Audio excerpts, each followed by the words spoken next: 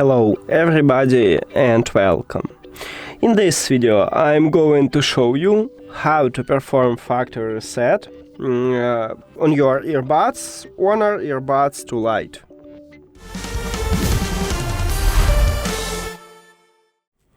You have to start by open the charging case. Now, do not remove your earbuds from the case if you have the earbuds inside the case, or put them to the case. Then, do not close the case, open the lid. At the right side, we have connectional button. You need to press connectional button for at least something like 10 seconds, until the LED light on the front side flashes red. So, let me press and hold. Firstly, it starts blinking white because it's entered operating mode. Don't worry, just keep holding this button. Okay, we have the red flashlight. Now you can release your finger, and then we can go to the settings, then Bluetooth or connected devices. Firstly, we need to remove them from the phone. If we try to reconnect them, as you can see, we cannot.